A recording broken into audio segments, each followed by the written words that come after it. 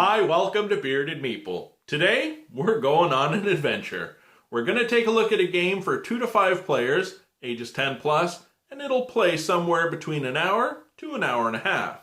Now, it's a two-tiered game for a number of reasons, because on one aspect, you'll be traveling through the upper world collecting resources and upgrading those resources to help your adventurer as they go through their quest.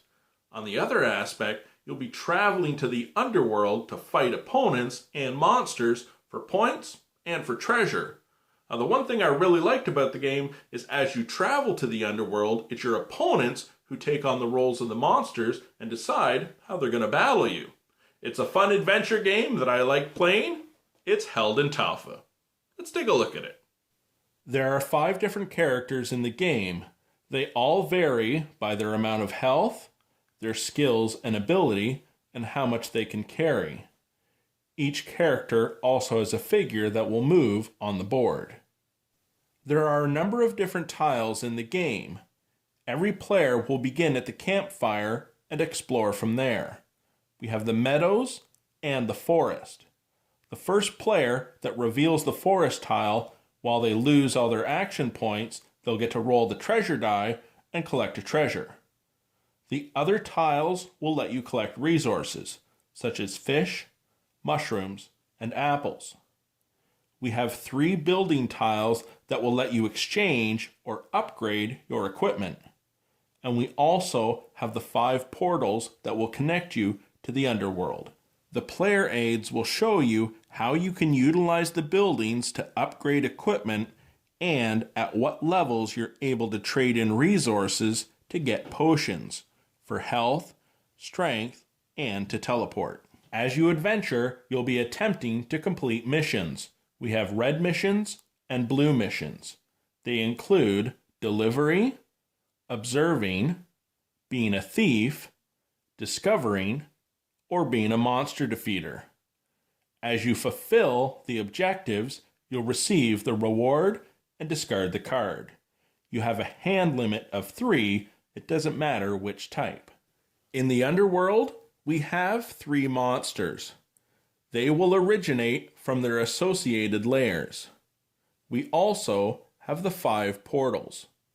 When you enter the underworld, the only way you can leave is through the same portal, if you die, or if you teleport. We also have 6 tokens on the board. If you reach the treasure chest, you will roll the treasure die 3 times and claim your reward. Of the other 5 tokens, 2 of them are traps. They're randomized so you don't know which ones are the traps. In the underworld, you will battle opponents and monsters. The active player will roll 1 die. The opponents will get to decide how the monsters will move, and one of the players will roll for the monster. You will add any modifiers that you've collected. Highest value will win. Tie goes to the attacker.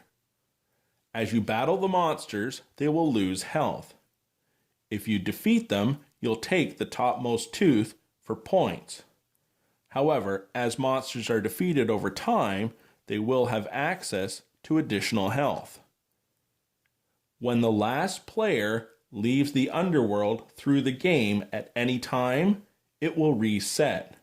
The monsters won't gain additional teeth, but they do get all their life back, and the tokens will reset. Depending on the number of players will determine how many tiles are used in the game.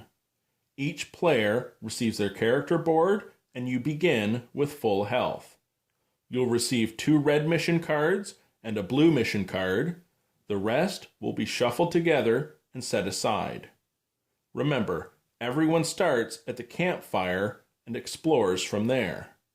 So as you place the tiles, collecting your resources and your equipment and doing upgrades through the buildings, you'll be saving the tiles on your player board. Equipment can go on the equipment track or in the rucksack. Potions can only be placed on the appropriate spot, and natural goods can only be played in the rucksack. Almost every player begins with 4 action points, although you are able to get upgrades and gain additional ones. As well, you'll be able to make different potions and you can increase your battle strength.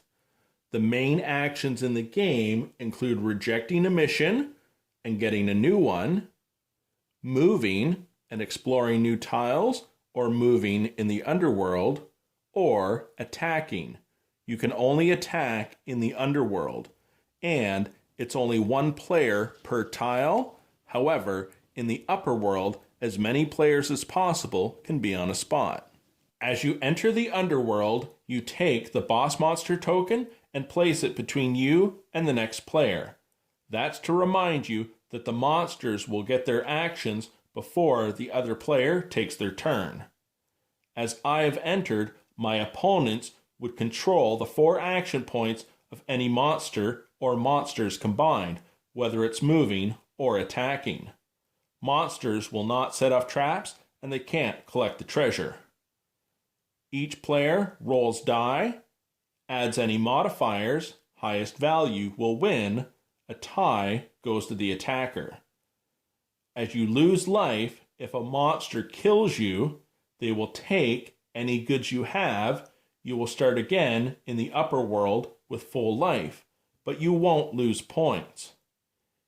In the underworld, if you're fighting an opponent and you lose by dying, you don't lose any items, but they will take your points if they have fewer than you. So you have to pick and choose your battles carefully. Depending on the number of players, game end is triggered by certain point values being reached. And that, my friends, is Heldentaufe. A couple things I'd like to say. When it comes to different aspects in gaming, this one had pretty much everything I liked wrapped neatly in one package, and I really enjoyed it. I love tile-based games. The fact that every time you play, it can be different as the map expands and grows. I love dice games, but I also love the fact that you're going around collecting your resources and your equipment, which you can upgrade and help influence your dice. As I said in the intro, it has a 2-tiered system because what you do in the upper world will be different than how you play in the underworld. But I also like the fact that your opponents are going to be the monsters. Some games, they'll simply have a mechanic worked into it of how the game will fight against you. Well, this game, they're making conscious decisions on how they want to crush and defeat you, leading to the next fact that you don't actually die. You're simply just going to respawn in the upper world and still get a chance to play and affect the game. I really enjoyed it. I do hope you get a chance to check it out. I'll talk to you again soon.